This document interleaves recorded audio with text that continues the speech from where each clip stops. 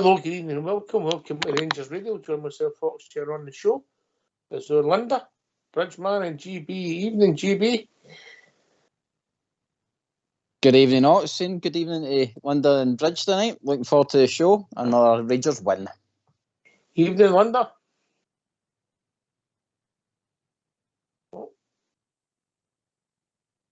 Oh, so she'll need to do a bridge and come up with it. But evening, Bridgeman.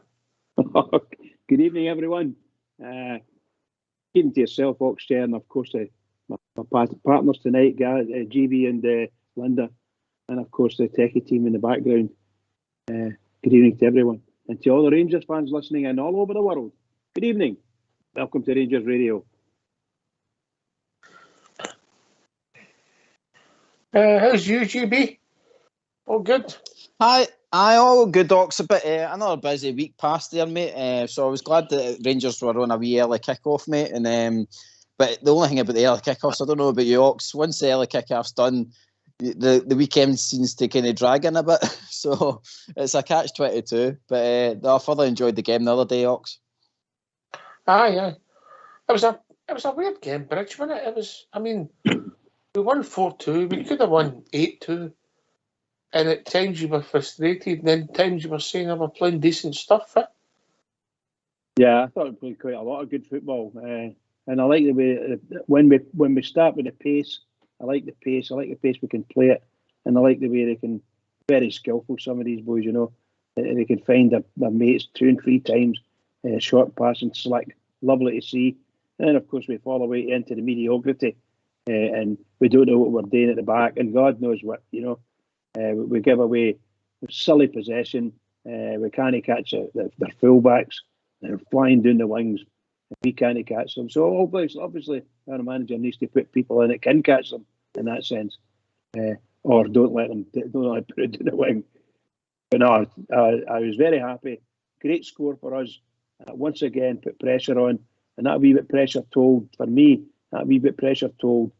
They didn't seem to be happy what was going on. Took them a long time to get an equaliser, and of course, with the end of it, they're playing 10. They're playing 10 men. So it was obvious it was going. To me, it was obvious it was going to happen based on our knowledge of them. And my goodness gracious, they must have got a wee fright. Evening, Linda. Good evening, gents. Good evening, everyone. Sorry, I'll need to put some more money in the meter. I hope you're all well. You must be charging up our cameras, GB. I'll be chatting my door, checking that meter. No homers in this. We can't encourage homers. Right, okay, we'll look to the game, right, and we'll take it goal by goal, yeah, as we go through the game. Right, we get after a bad start. I mean, I've looked back at it, Linda, and I thought it was a decent bit of play. The boy plays a decent ball inside in the inside left channel, which takes us left hand centre off, and we're fullback in as the boy runs on it. It was a decent pass, and I'm still sticking to my guns. I think Big Golson was half a yard lazy, Linda. Yeah, and I think we've probably got to give Motherwell a bit of credit, because if we'd scored that goal, Ox, we would probably say it was a good move. And I think, Yilmaz is obviously pushing up, so there is a chance he's going to get caught out. But I think Connor's got to he's claiming offside as well, Connor, but he's got to just play to the whistle and just pick up his player. But no, it wasn't a great start. But I mean, we've seen that sort of start a few times, Ox, haven't we? Just no switched on. Once or twice. Well, it was a decent finish, decent move. Yeah, we can look at the defending, but sometimes in a game of football, it's how you react, Bridgeman. Yeah, look, as was said there, it was a decent ball out to the wing there, and the boy ran down and he put a absolutely brilliant pass in. And they're obviously what you said about Golson is probably true. He was certainly half a yard away from where the ball was when it was put in, and the guy put it in the net. And that's either he's got the pace to get there, or he's no, or maybe even he's just too slow in thinking for some reason. I don't think that was a half a yard I was talking about. It was a half a yard when he was stepping out. He was stepping out. Well, both. Both. right up in the line, and once you get that right, he was stepped out. And actually, I was saying to Foxy earlier, I know in my mind that I'm saying to myself, that's offside. Before the boy passed the ball, they're offside. There was 3 Motherwell players offside. That's what I said, right? The ball comes down, and although they showed the lines and so on, I couldn't believe it. I couldn't believe it. It wasn't offside. I think maybe I'm just getting old. That to me was 100% offside. Oh dear. I was meaning the cross ball when it came in. And the initial pass when Golson's walking out, he's the 2 fullbacks and Ben Davis are on a line, and Connor Golson's about half a yard behind them, maybe just a couple of feet. Yeah. And that's what plays the boy on, and that's what ultimately means the goal doesn't get chopped off. I don't know if you picked up on that, GB. Aye, Ox, I was watching it and that, and you see Golson, obviously, he's late and moving up. I actually initially was kind of a bit moody with Ridvan, but it wasn't really his fault. He was moving up to be tight with Ben Davis, if you know what I mean. And the only thing I would say, Ox, about the whole thing is that, as Linda's touched on, play to the whistle. See, as soon as that happens and that boy's away, we really need to get back into position quick. There's still that kind of lackadaisical jogging in, thinking that boy wasn't going to bring that ball down. I mean, don't get me wrong, the boy Johnson, with the way the ball came out, he brought it down and hit the cross in. Really good for him, but still think that we could have done more to kind of nullify it a bit. But anyway. These people are great players, Linda. One good pass and one good cross and it ends up in the goal and everybody can do this. It's an easy game when you're watching, Linda. It's always an easy game when you're watching. Aye, too much FIFA about. I know but I know. GB's saying it, and as I said earlier, you just got to be totally switched on. And in terms of the offside, Ox, as we said earlier, there it's where the lines are being drawn. And obviously later on there was a kind of controversial one as well, which no doubt we'll get on to. But we need to be switched on. And so who be blaming, and are we blaming Connor for not taking us up the park? I don't know, Ox. It's a possible. I think there's probably there could be a few people called into question. But that goal, Ox, where they do just knock it across, it's happened far too often. I wasn't pressing L and R fast enough in FIFA, Ox, to get Connor Golson on side, mate. Last man's always to blame. Always. The last man always to blame. He controls the defence, Bridge, yeah? Absolutely. Yep. He's the man giving the instructions. Everybody takes a line for him. He should be pushing. If he's the out of line, the whole that makes the other 3 boys who are gone one way. You can't just instantly turn around and catch a runner going the other way. He's got a couple of yards on you. Correct, Bridge? Absolutely. The last man, always the last man. If he's calling it, he's got to be it, and he's got to sweep it all up. And he couldn't. He just couldn't. By the way, I'm not saying anything about the cross. Was an absolutely brilliant cross, and the guy just there, bang, put it in the net. I can't imagine how our goalkeeper could have actually got that ball. You know, I'm just thinking maybe the keeper could come out and dive a bit quicker, but nah, I don't think that was it. It was a really good goal.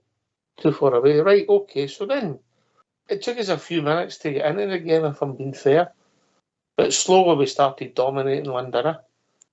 Yeah, we did, and I don't know about you guys, but when you were watching it, you just wanted them to up the tempo a wee bit, didn't you, and drive forward with the ball more. We were looking for them to get some, shots at goal. But we started to impose ourselves and just be a wee bit of lack of quality with some of the crosses coming into the box, Ox, before we actually, got the equaliser.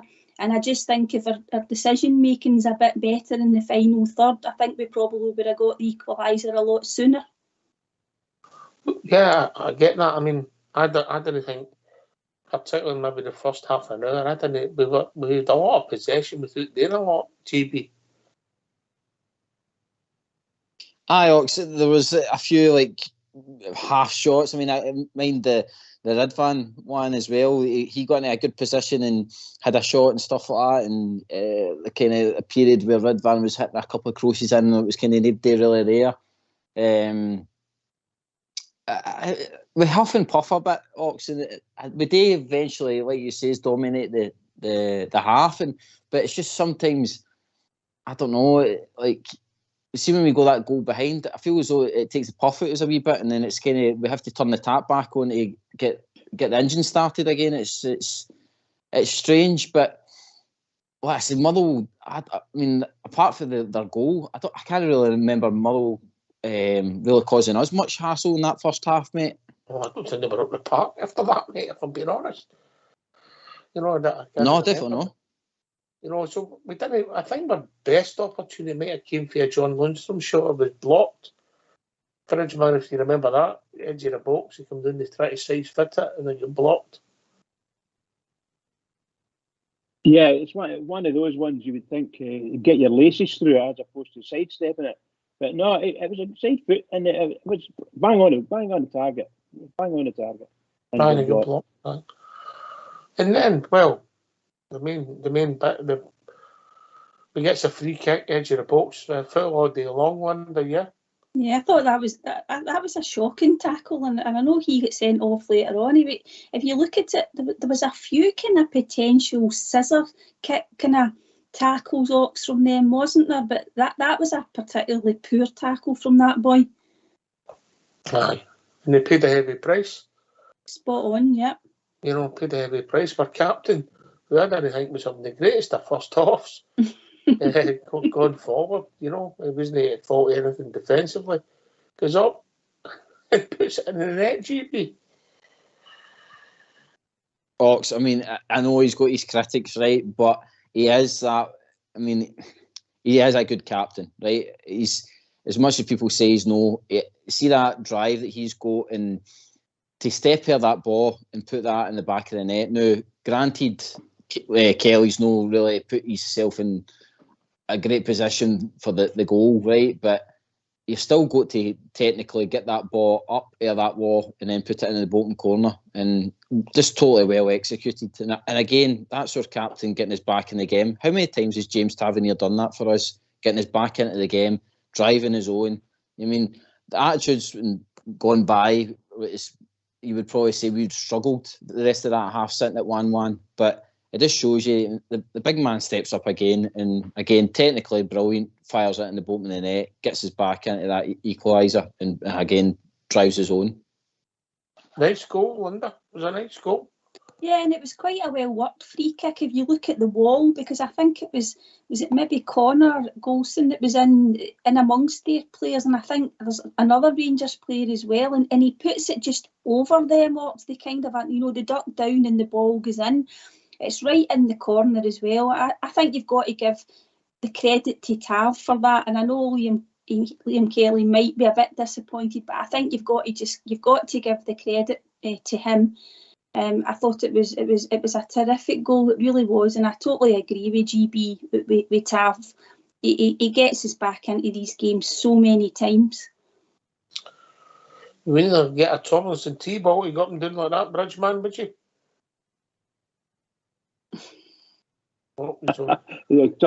Tomlinson T-ball, absolutely fantastic.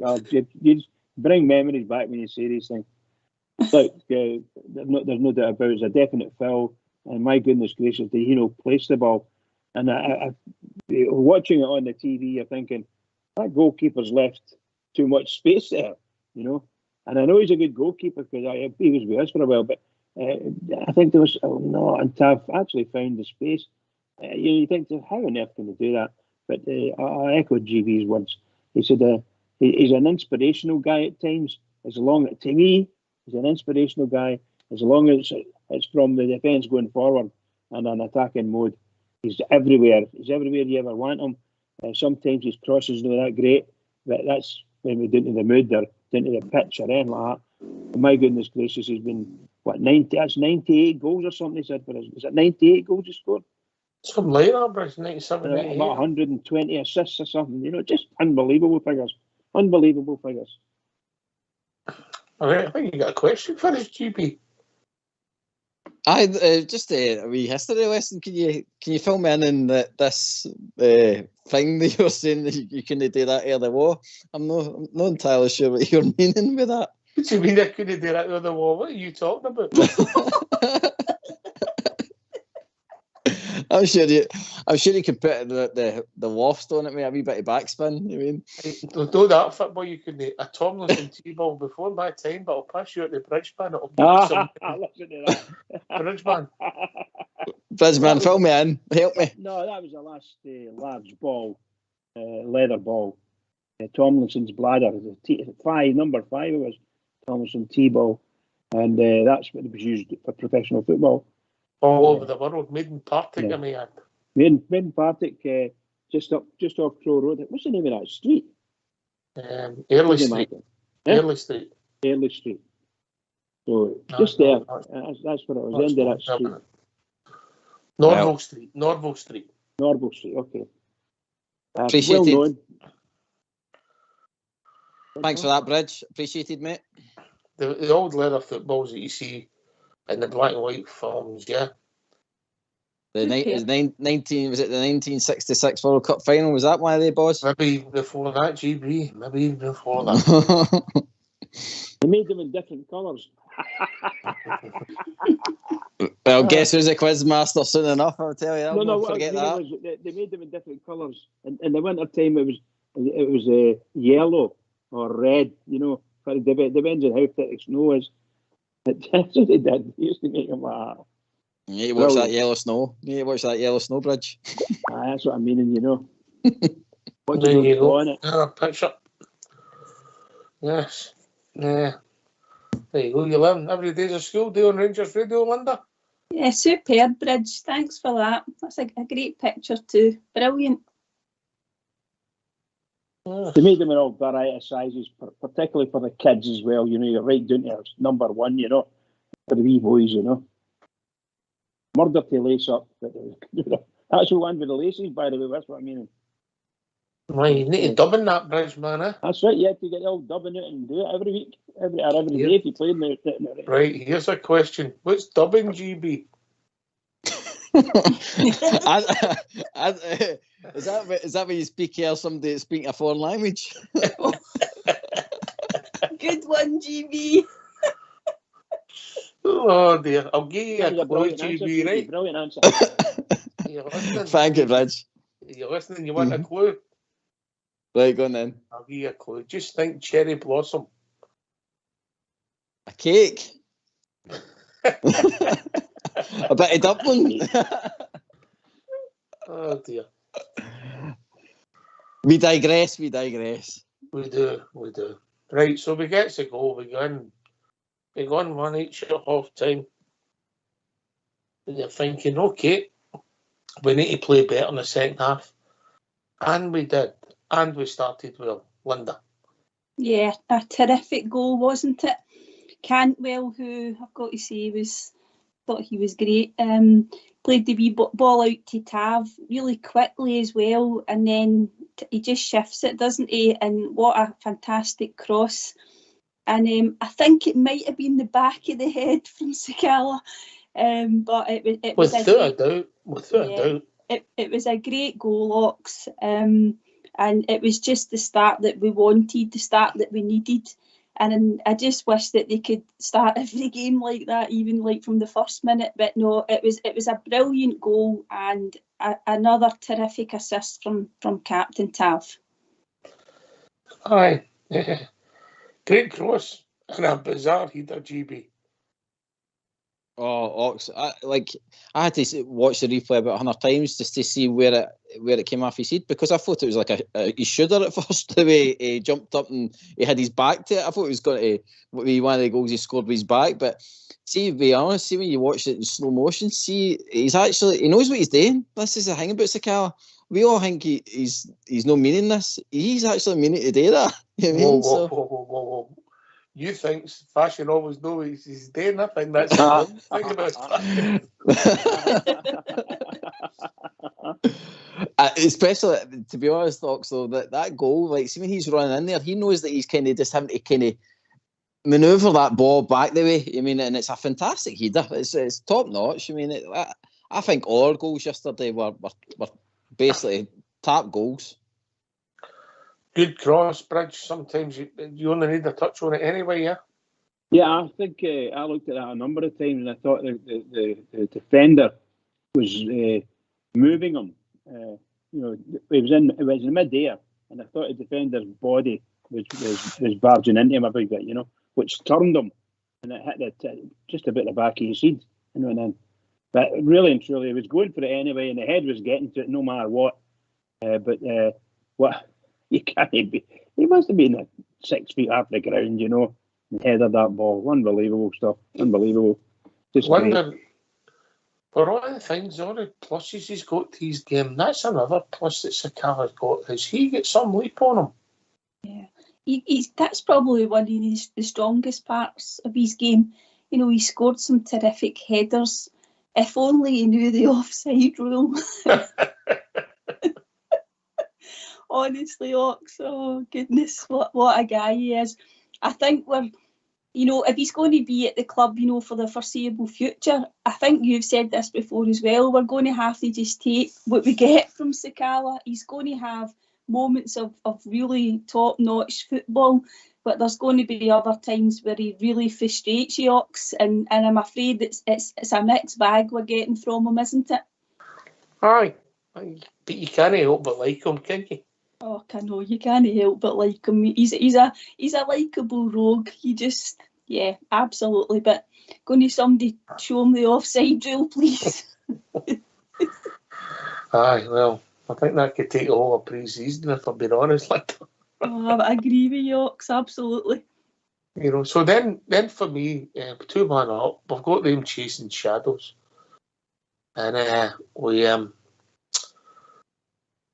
there's a big moment in the game, GB. We've got a chance to make it 3-1, really put the game to bed. With Cholak, who I didn't think he had a great game. He's been playing well for us, but I didn't think he had a great game. His touch didn't look great, and his movement wasn't the best, and obviously didn't get a lot of service neither. He's got a chance to either score a goal or just slide Sakala in, which he criticised Sakala a few weeks ago, and rightly. And he done neither. Yeah, that was a big moment for me. Ox, I was criticising Sakala a couple of weeks ago about no doing that exact thing, like no squaring it for Cholak, and Cholak sitting there screaming for it. Why yesterday Cholak decided to try and take that shot on was beyond me. I don't know why he was doing that, and like you, it was a frustrating afternoon for Cholak yesterday. Saturday, sorry. The whole, I don't know, he was playing it in the right hand side a lot, like the game, and I couldn't understand why. Like the Hibs game, it must have been because he was getting more space that they were allowed that to happen. But I don't know. On Saturday, it just didn't seem to click for him. And like I says, I think maybe because the way the game had been going, Ox, that's why he took the shot on. He wanted to kind of get his goal and kind of tick off a kind of no bad afternoon. But he did make the wrong decision. Sakala's sitting there ready for the tap in, isn't he? And like you say, it's a big moment in the game because that would have been Murrow deed and buried.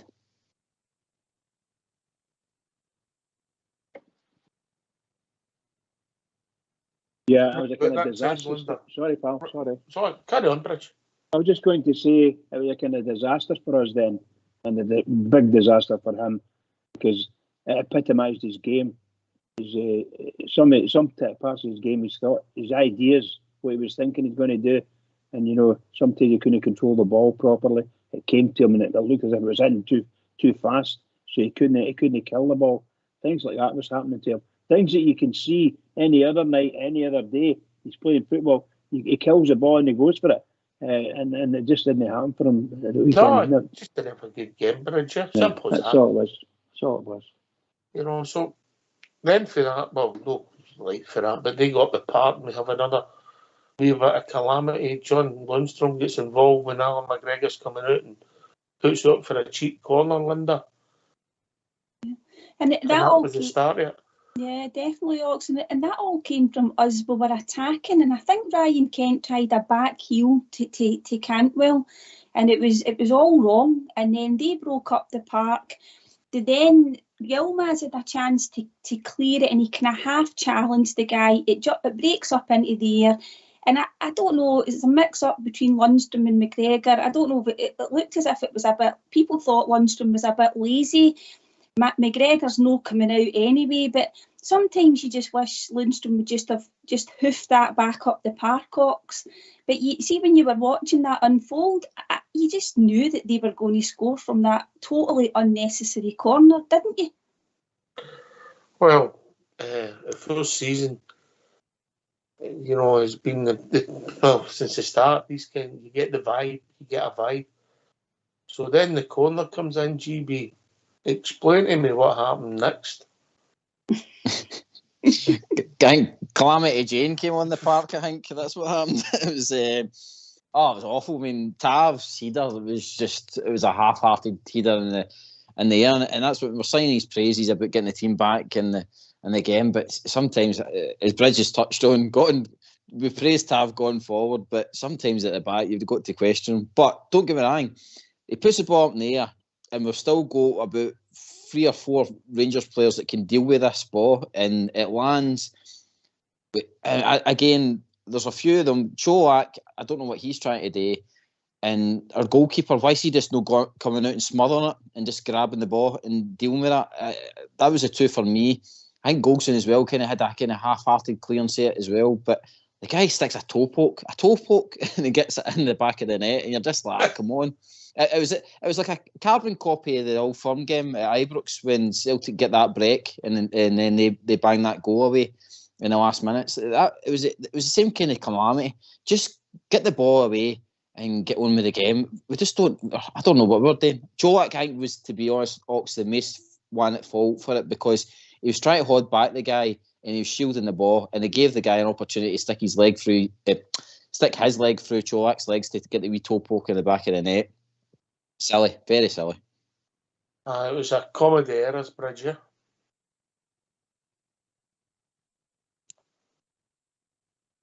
Linda?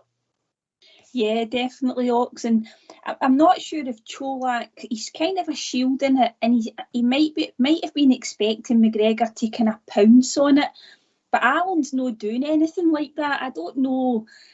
You know, we know that there is a problem there, but that's obviously something that's for another day. But see, when McGregor doesn't sort of pounce on it, Cholak's got to just try and hoof the ball out, even for another corner. But it was a really terrible goal, Ox. It really was, and it's the sort of thing that we really need to eradicate that for the, you know, the season going forward, but also for next season. We didn't cover ourselves in much glory there. But then, once again, we responded well. We went down the park, and a couple of minutes later, we've had a couple of chances. And then they had a similar goal where it was like the ball was bounced about, and people were having shots, and then Cantwell goes and gets his first goal. GB. Aye, Ox, was a bit like ping pong in there, isn't it? It was I think it was Sakala strikes it across. I think Kent had a shot. Tav had a shot. Cholak was about to have a shot, and then Cantwell. The good thing about Cantwell in that box, in that situation, Ox, and that's where it shows equality. The boy never lashed at it. He took his time. He placed the ball in the back of the net. I mean, it was well lifted, and he knew that was only area that was left to bury the ball away for Kelly. So he done really well, obviously, to get the goal. But it was a bit of a kind of ricochet, and then bang, he put it away. But again, really pleased for Cantwell to get his first goal. And it's probably the perfect place for him to score, in the sense that you've got all the Rangers all the away Rangers fans sitting there watching the goal going and that, and I think he fairly enjoyed it. You could see it on the TV that he was fair loving it, that the fans were screaming his name and that. So aye, real pleased for the boy, and again gets his back in front.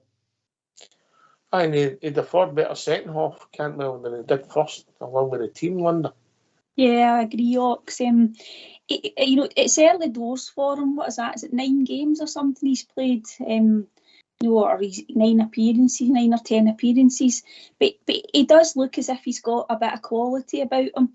And he's not always involved in the assist that brings a goal, but he's involved a lot in the build-up play, and he started to come a wee bit deeper to get on the ball, and sometimes you were just wishing that he would get the ball in the final third a bit more.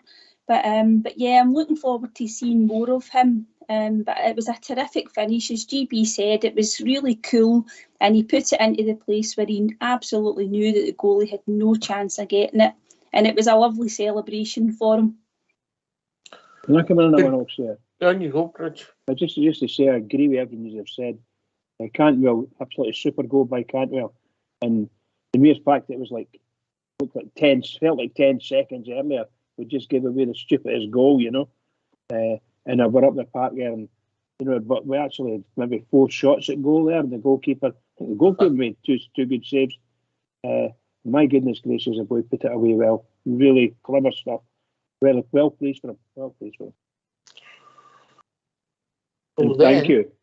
Well, then we have the highlight of the match, if I'm honest. Yeah, he's down into that left-hand channel again, gets the ball to Alfie. Alfie looks up, picks out Tillman, bang. What a finish, Linda. Yeah, brilliant finish. And, you were thinking it was Alfie going to pull the trigger on his left foot, Ox, weren't you? And then he didn't. He took his time, looked up, and very unselfishly, picked Tillman out. And it wasn't an easy pass because it had to be absolutely spot on from Morelos. But the first touch from Tillman, he take it away from the player, the Motherwell player, and he wham right into the top right-hand corner. A fantastic goal from a really, really bright player, and it'll be interesting to see what happens with Tillman going forward. But he enjoyed his goal, and Ox, you just want to see goals like that all the time, don't you? The answer to that is yes. The answer to that is yes. Alfie's wisdom, getting the ball in the line, just holding it, and then picking out Tillman, absolutely superb. And that move alone with Alfie, that's what I'm looking for from Alfie all the time. The thought, the head, all that takes a bit of concentration sometimes, and you just don't. I always say you don't equate Alfie with that type of concentration. But wow, brought the guy in, did everything right. A beautiful pass. Well done, Tillman. Well done indeed. Oh, it was a great finish, GB, wasn't it? Aye, so that's the type of quality that we need to keep bringing into the squad. I mean, that's Tillman coming off the bench, and that's the kind of quality that we've brought off the bench on Saturday. And I'm not saying he's got to be a bench player, but again, we're starting to see now strength and depth a wee bit in the squad, and if we're bringing in this kind of quality, that's the kind of level that we need to keep bringing in, like say Cantwell and stuff like that. They're bringing this kind of good, crisp finishing. And to be honest, I've been critical of Morelos, but he came on with a good attitude just on Saturday, and like I says, that cut back for Tillman, he looked up and like I says, I think he cut out about four or five Motherwell players to get the pass to Tillman, and then it was just down to Tillman to do his magic, and there you go, he flicked it, and then what a finish. Any other place, if you're watching that in Sky Sports News in the English Premier League, they'd be showing it about 100 times the way he finished the ball, and that says I think it finished off Rangers really well, in the sense that all 4 goals were really good finishes yesterday on Saturday. Aye, and here's my frustration. Obviously, they get sent off, second yellow card, both get sent off. Well, obviously, he's been caught with his hands in his face. You can see how easy he gets sent off if you watch some of the things that happen elsewhere. So he's off, and then we play out the game, and that's my frustration, Linda. We had a chance there to maybe at least score a minimum and a half 2 goals, and really, because you start getting the goals, heads go down, the game gets easier for you. And we had opportunities and never took them. That's my only frustration in that second half, apart from that goal.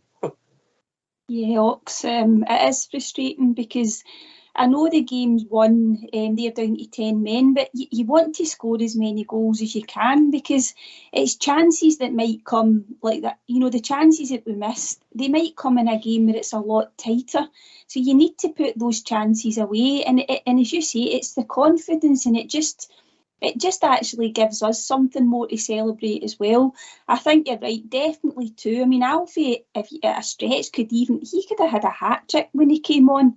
But we do need to be more ruthless, because, as you say, what we added time, there was another 25 minutes playing against 10 men. I would say that it was disappointing that we didn't go and add another couple of goals, Ox. All right. Okay, I'll come back to you, that, you two gentlemen, but I think it's on the right. We get these phone lines opened, yeah? Go for it. Yep, mate. Let's hear from these. Why don't you give us a call on 0141 356 1972. It's your show, it's your platform. Let's hear from you.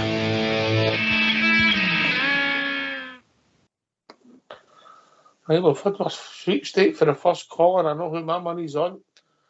Right, GB, listen, I'm not going to go to the team. I just think it's something that we just need to score more goals.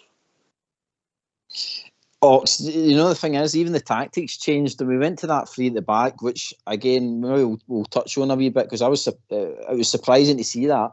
It's something new, obviously, in the Rangers squad. But going to the three at the back, we took Ridvan off and we put Arfield on, so we've got another attacker there. And it is, like Glenda says, we had about 20-25 minutes worth of playing against a team with 10 men, and it is disappointing that nobody's adding to their goal tally, especially Big Tillman. I mean, he finishes that one and you're thinking, just feed that boy and he'll create something. I mean, Cantwell was on a high as well, and I don't know. I don't know if it's just that kind of way that it's 4 goals and the team kind of just go into, I don't know, neutral. I mean, they see the game out kind of thing, but that's not. I don't think Beale wants that, and I certainly going into next season, if the league's going to be as tight as it is, then we're going to have to get this goal tally up. We're going to have to bury teams. If we're sitting with 20 minutes to go, we need to get these extra 2 goals, because it could be all the difference, Ox, next season. Just keep going. Just be more clinical, Bridgeman, eh? Absolutely, and the 2 things that we need to do, obviously, is we've got to take our chances better, smarter, and we've got to stop giving goals away. I don't mind. I say I don't mind. I mean this in the nicest possible way. You can handle somebody having a really good shot, and it's just a worldie, you know, just straight in, and that's it. The goalkeeper well beaten. You can handle any of that. You can handle someone beating your defender for sheer pace and popping in the net. You can handle all these things. But no, the goals that we give away, I'm sorry. It's just a shambles. That's what it looks like. And anybody who's watched Rangers for a number of years, and you look down, watch it from Ibrox, and you're watching that, and you think, why are we doing this? Why can't we defend the corner? Number 1, why can't we defend the corner? 2, why can't we take a throw in? So we can't defend the throw-ins were a bit better. Redman could throw the ball a bit further and better. Yes, well, there you are. That's a bonus in itself. But we can't defend free kicks and properly, free kicks and corners, and we can't take a throw in properly. We've got professional players that can't find a Rangers player. Sorry, it's just what I'm ranting again. Sorry.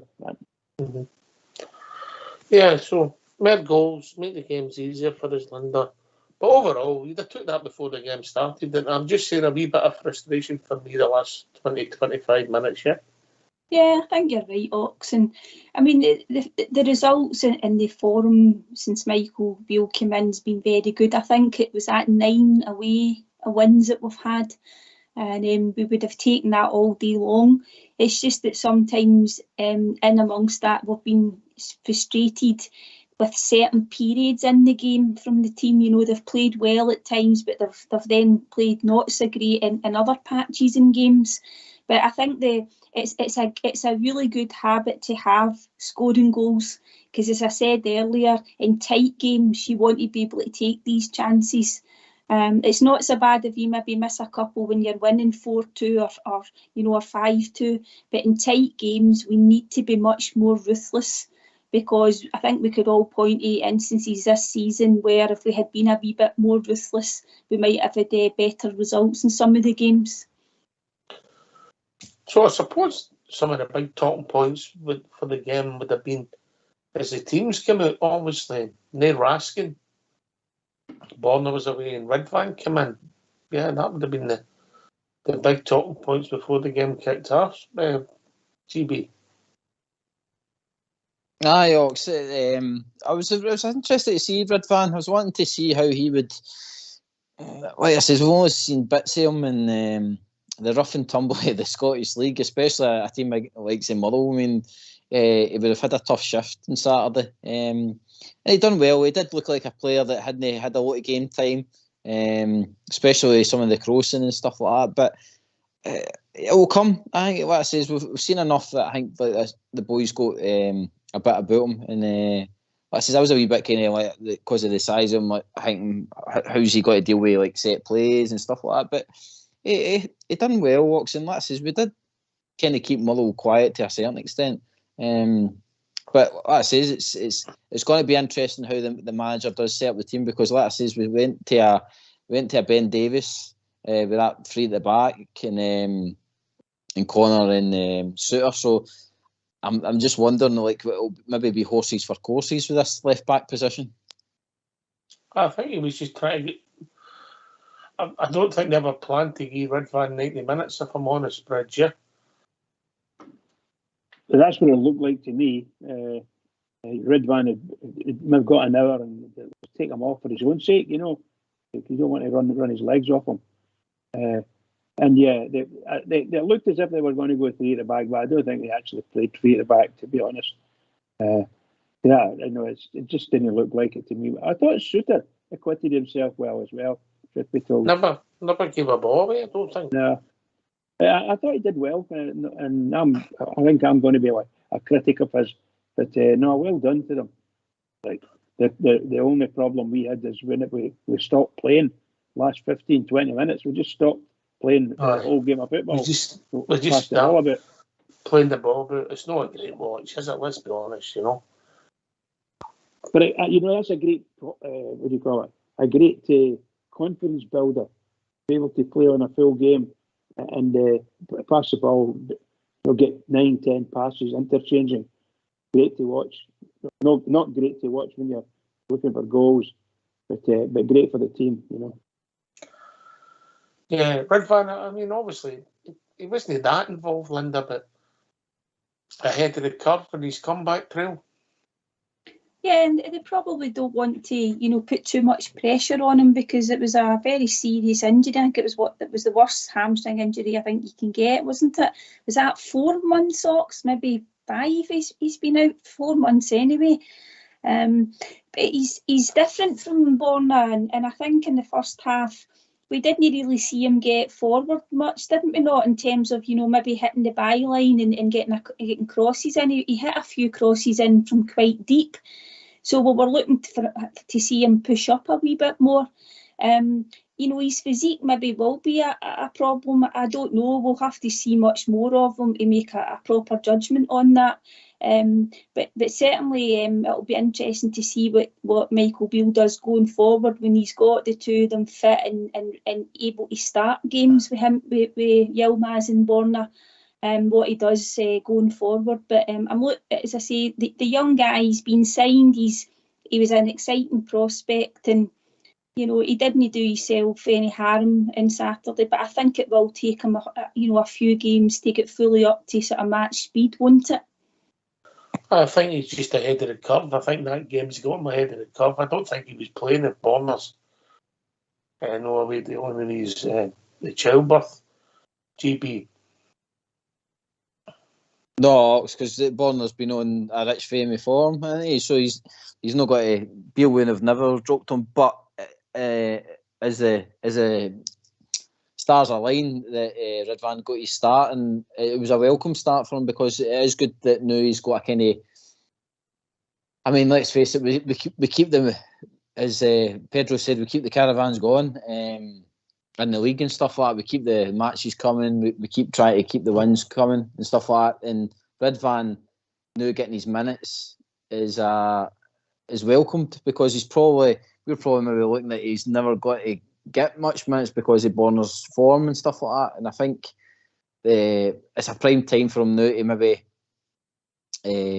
stake a claim. I mean, like I say, he's got next season to think about. But I think there's a place for both of them, Mox. I think with the way that we can be tactically, I think we can have Borner on with these 5 substitutions. Sox, I think it would be great that we could have maybe Borner for 60 minutes and then we fire on Ridvan with pace and power and shot that he's got on him, that you can maybe even hurt teams more. Like you say, we're looking for more goals. We've got probably a boy there that we could bring on, and when teams are knackered, that we can just run at them. You know what I mean? So I think there'll be a place for both of them, mate, going forward. No, it's going to be interesting. I want you to get that jersey in merit, Bridgeman. I want to get it in merit. Oh yes. I think if you look at the qualities in our team, they've all got qualities. They've all got good qualities. The problem is some of them don't bring the qualities with them every game, and that's unless, of course, I'm watching it wrong and I'm doing the other team a disservice. They might be marking the players out of the game, and their tactics are different players. So maybe our players aren't quite as sharp as we think they are, and we've got to give a bit of credit to the opposition. Personally, I have to say this: I don't like to give our opposition any credence at all, other than they score a good goal against us. That's all they're going to get from me. Tactics are shocking. That the referee in Saturday was a shocker, and the boy got sent off for Motherwell. He could have got sent off 3 tackles ago. You know, it was just murder, Polis. Sorry, way again. Yeah, but it'll be interesting to see going forward, Linda. I think Warner's a man in possession. Let's just get Ridvan fit, because I don't think he is yet. Eh? No, you're right. It's going to take him a wee while to get up to, full match fitness, because you don't want to risk another injury. And Borna has got the shirt box. He's been steady for us this year. He's been one of the better performers. And I'm not saying he's been a 9 or 8, 9 and 10 every week, Ox. I'm not saying that, but he has performed well. And a bit of competition doesn't do the players any harm. The more quality we've got in the squad, the better. And when you look at the bench in Saturday, it was quite strong as well, Ox, wasn't it? Able to bring on players like Tillman and Morelos. And I know we didn't score any. Tillman obviously got his goal, and we should have had more goals. But it was good to be able to bring on a bit of quality too. Yeah, and even Suter, he came on a wee cameo, got a bit of minutes, never gave the ball away. Obviously I think the game was done, but good to see him getting more minutes as well. Huh? Yeah. But anyway, talking about minutes, I hope he's only here for a few minutes. We've been joined by old Davey. Okay, thanks for your call. See you tomorrow. Go yourself, Davey. Don't be a stranger. Oh, I'm not a stranger. You'll know when I'm a stranger, son. I'll not be phoning out. I'll be in a blue heaven in the sky. How you doing, guys? All right? How you doing? Evening, Maybe David. can I just say, well, you've mentioned that. Don't put me down for a pallbearer. I'll be too upset. I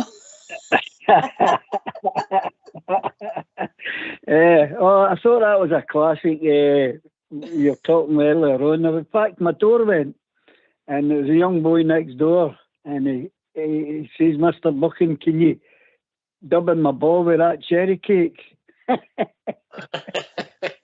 Did that take you back, David? Did it? So I said to wife, doing to get 6, what do they call these cakes? You get what's that again? Anyway, I thought that was classic. Dubbing many a day. We used to share it. We used to play up in the Queen's Park Recreation, and we took turns about dubbing the ball. And when you said, excuse me, Bridge said with the laces. So anyway, get back to the show. Saturday, I phoned up on Saturday. We're talking about it. Good 3 points. Absolute disaster defending, and I hate to say this. This is just my opinion, guys. If that defence are no winners, nothing. and we're lumbered with that. When we could talk about Tavernier, Goldstein, McGregor and all, it's coming for the one place all the time, and nothing's changing. You got a goalkeeper that will not come off his lane. I can't remember who. Somebody was talking about the Stramasses after military with the second goal. That should have been the goalie's ball before it even got to Tavernier seed. I need to look at it again, mate. I've obviously seen it a couple of times in the weekend. I've not watched it back. I'll have a quick look now. But look, I think your point is that we seem to be losing more goals for the right-hand side of the defence than we are for the left-hand side. So is Ben Davies more steady? Is that the point, Linda? Yeah, perhaps, Ox, because that goal from the right, from Tav's side past Golson's happened a few times. But Davey's right about the goalkeeper as well. I don't think he couldn't do very much about the first goal because the ball across from the guy was very, very good. We can't argue with that. But in watching the second goal back, Ox, if a goalkeeper is confident at coming out, he should be coming out to actually punch that away probably before it gets to Tav's head. I do agree with Davey on that. But after that, Davey, when Cholak's kind of try to shield the ball, he's probably expecting McGregor to pounce on the ball as well, to gather it up. But Alan's not even he never even attempted to do that. So whilst you're saying that that defence isn't going to win us anything, there's going to be definitely changes, and a main change is going to be the goalkeeper, Davey. I agree with that totally, but there's still a few changes needed there. Davis, to me, is the only one that's doing his job. Defending, I'm talking about. I'm not talking about scoring free kicks and scoring penalties and anything else. I'm just saying, to tighten a defence up, you need a good goalie and two defenders that can tackle. The two we've got there are now can tackle a fish sutter. I think with modern football, tackling's without the game a wee bit Bridgeman, isn't it? People, they sting your feet, you don't dive in, it's very bit stealing it sometimes and winning it. Saying, just jockey them until the last minute. That's what they appear to do. And of course, a part of me wants a very commanding central defender, very commanding. I would call him a killer. And people would be a bit wary of going in because that guy's going to come out and take the ball, I would hope. But he'd need to be big and be able to stand up for himself and things like that, you know. Because Conor Goals is quite big. So is the boy Davies. And they're not that bad. They're not that far away. I think Goals is about 6'2" or something. Nah, they're quite big. I'm looking for somebody with maybe 2 or 3 inches above that, but a lot heavier. I'm looking for somebody like Amoruso's build Amoruso. Something like that, you know, spear than nothing. And then, yes, if somebody runs into them, they're going to know they've run into something. So someone of a mix between Amoruso and John Gregg and somebody taller. That's what I would like. They'll not miss very much. They'll not miss very much. I get Davy's point, but I think we just have to watch it. We're getting. They were on the box twice, I think, as I can remember, all weekend. I mean, it was like a wave after wave of attack, and if you score goals, Davy, you'll put teams under more pressure, and you'll just wipe them away. But you're right, but the goals we're losing, they're frustrating. You're dead on. You're spot on, but I don't want to bring this up as a point of opinion, but I just feel the way this season's went, we're just becoming a carbon copy of what that other Mulberg when Duffy was playing there and selling the jerseys and stupid goals. And that's, you know what happened to them. And I see a lot of that in our play this season, and it's going to be eradicated. If it doesn't get eradicated, we're still going to come back with the same song all the time. Silly goals. I mean, but that's one of the best runaway results we've ever had. 9. Since the manager came in, we've won 9 away league games. 9. Yeah. You know, all right, we've lost a few goals. Kilmarnock wasn't great. Aberdeen wasn't great. We've won the games, Linda.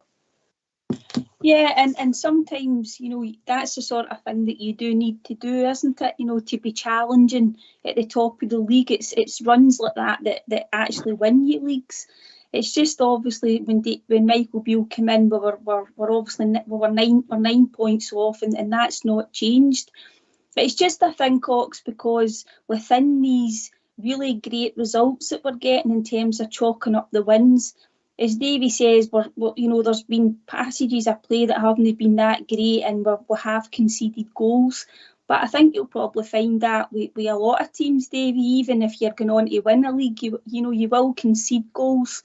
But for us, all we see is what's going to happen going forward, and we do want them to cut that out, because teams don't seem to have to do an awful lot either, Ox, to score against us, don't they not? They seem to be pretty simple goals. Sometimes it's really poor mistakes.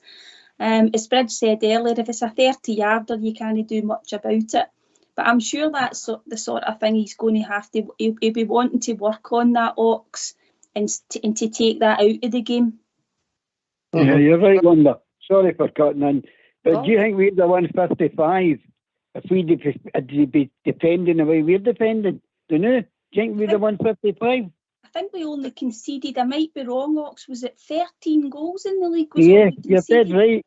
But if you ever took the time to watch all the games, Davey, we were defending at times similar. It's just that it seemed to people, the guys putting the toe poke through the one on Saturday and it's getting in the net. And whereas in that season, things were, the ball was bouncing slightly different for us. You know, if you think back to the goal we lost against St Mirren, you know, when I think it was the boy King tries to flick it up, you know, we'll make mistakes that have cost us points at times. Well, I take your point, we have to eradicate the defence as you go forward and improve so we can get to the next level.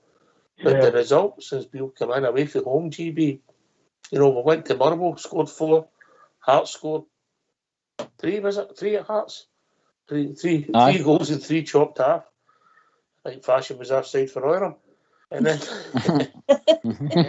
4 at Eastern Road, 2-0 at Tannadice, scored 3 at Pataudry.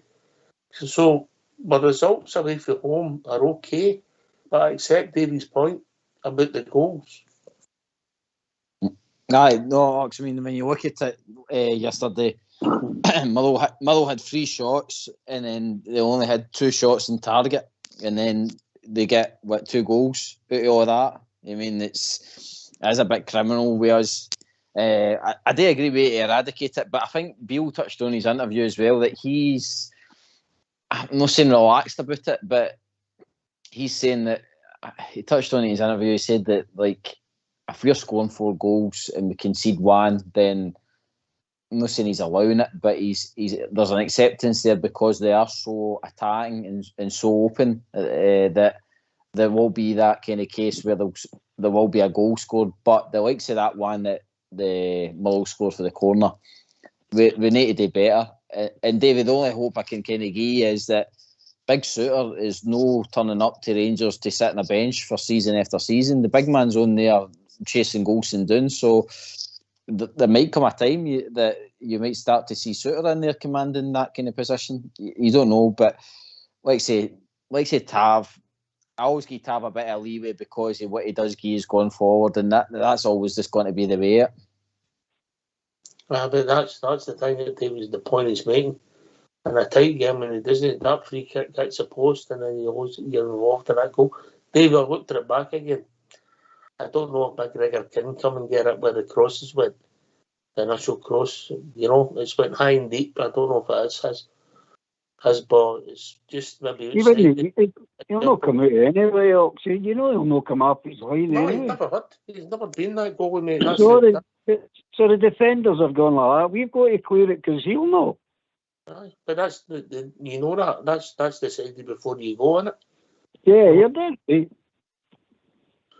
know, but listen, I think there'll be a change in personnel. We thought that last season that John McLaughlin would get promoted, but obviously that never worked for us, Bridge.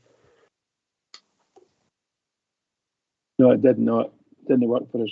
Like I think we've all said over the last this season anyway, just call it this season, and we think that I'm glad McGregor got a wee extension for McGregor's sake. We've seen John McLaughlin coming on and not too good, and you start to wonder, and then all of a sudden McGregor makes a couple of mistakes as well. So I think it's now getting to the desperate stage for Rangers, because the other young boy, I can't remember his name off the top of my head. We've got he's injured. So McCrory, that's him. He's injured. So I know we've got a youth. I've got a Croce Bridge. We've reached that time in the evening. I didn't realise. Okay. I didn't realise it was so late. Shows you time flies when you're on, Davey. We've reached that time. We're going to have a tune.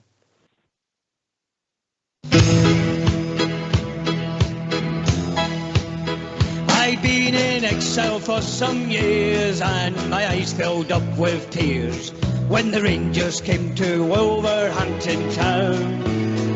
So I took a trip along just to hear some famous songs when the Rangers came to Wolverhampton town. I stood there all alone while the boys all down from home sang of Rangers, that team of great renown. And a sight I'd never seen when they sang God Save the Queen, when the Rangers came to Wolverhampton town. There's not a team like the Glasgow Rangers, one of the famous songs they sung, and a sight I'd never seen when they sang God Save the Queen, when the Rangers came to Wolverhampton town. Now on the field below, the boys put on a show, the likes they'd never seen at Molyneux. And it's football, it was grand, from Macmillan, Scott and Brand, when the Rangers came to Wolverhampton town. There's not a team like the Glasgow Rangers, one of the famous songs they sung, and a sight I'd never seen when they sang God Save the Queen, when the Rangers came to Wolverhampton town. Now the white flag must come nearer with men like Bobby Shearer, the way he played at Wolverhampton town. And the world forever after would sing of Jimmy Baxter, for on his head they placed that noble crown. There's not a team like the Glasgow Rangers, one of the famous songs they sung, and a sight I'd never seen when they sang God Save the Queen, when the Rangers came to Wolverhampton town. Now I knew it had to happen, I heard a mighty roar, the famous Glasgow Rangers they had scored. And the sky was white and blue, Wolverhampton shook right through, the loyal rampant Rangers had come through. There's not a team like the Glasgow Rangers, one of the famous songs they sung, and a sight I'd never seen when they sang God Save the Queen, when the Rangers came to Wolverhampton town. When the Rangers came to Wolverhampton town.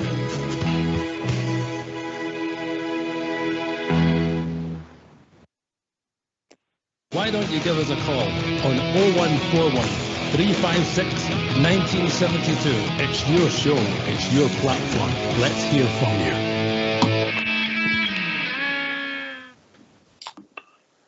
Yeah, I mean, up until he got his injury, Big Golston was a rich vein of form in a team that wasn't playing well.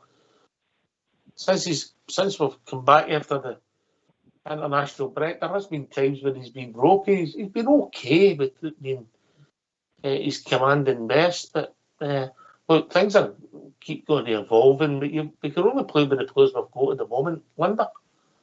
Yeah, totally, Ox. And mean, we've given him that new contract, haven't we? And we didn't know whether he was going to actually be here for this season. And whilst that doesn't actually mean that he is going to see out this contract, there's obviously a possibility in the future that he could move on. You just don't know how things will pan out. But I think that pairing in Golson and Davies is probably going to be the one that we start with. I see what GB's saying, that Suter's there to challenge them, you know. But I think we've all been relatively happy the fact that we've actually had a settled central defensive partnership when you consider what Gio was working with Ox when we had all the injuries. But I think if Suter can challenge for a place in that back four, if that's what he goes with in the future, then it's going to, you know, Golson and Davies are going to have to be on their game, because Michael Beale's already promoted the fact that, you know, if you're playing well and you've got the shirt, then you keep it. And if you're not, then somebody else will get a chance. You know, it's just, as I said earlier, it is good to have the competition in every place.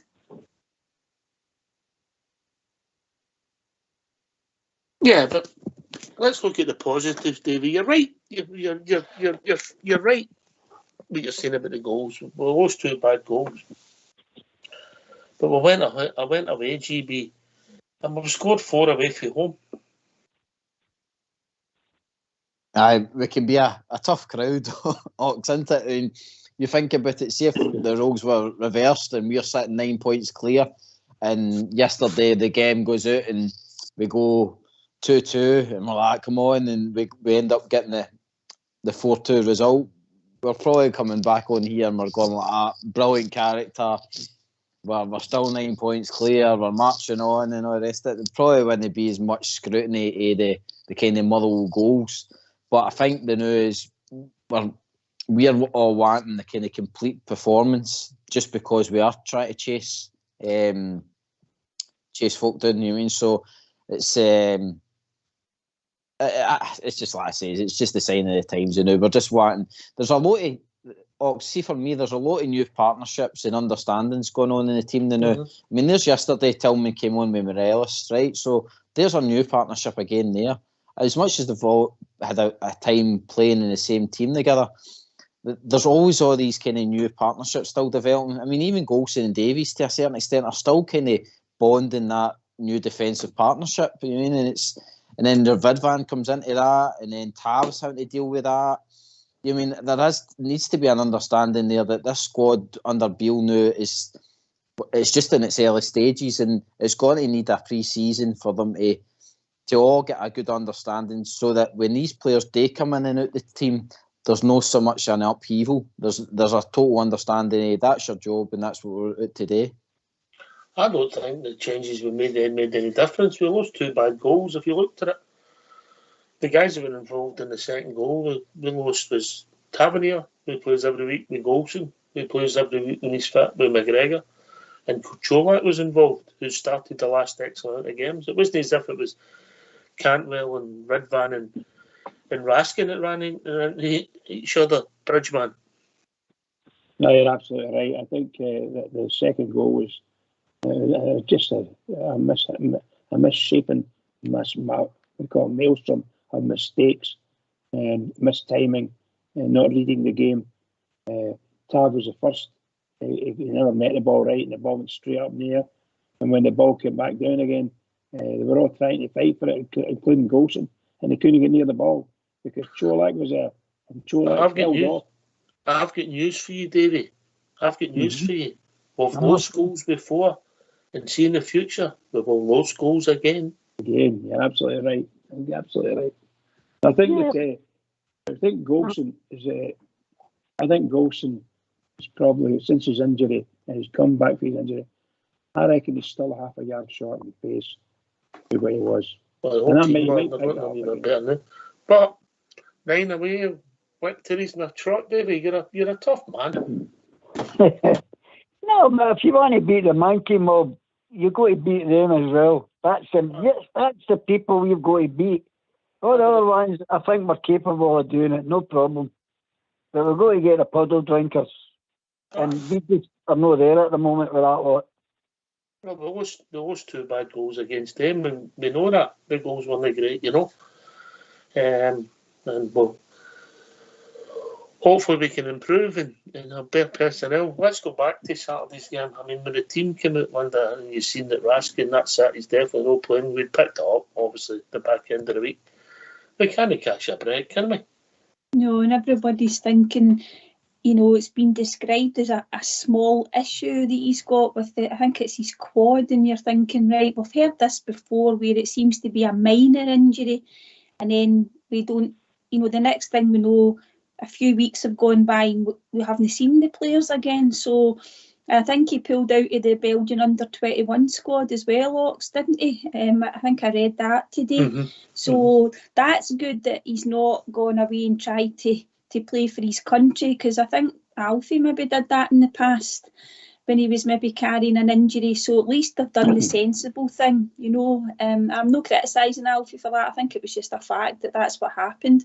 So at least they've done the sensible thing, and they've caught it early, because as GB was alluding to earlier, you know, he was starting to build up some, you know, partnerships on the part and understanding his teammates round about him, because, you know, you want to have him fit and ready to go for these games coming up. There's the 3 Old Firm games, and, you know, it would be disappointing if we didn't have Raskin for them. And Ox, I'm not saying it's a shoe-in that he's going to be outstanding in those games, but we would like to see him being fit and able to play.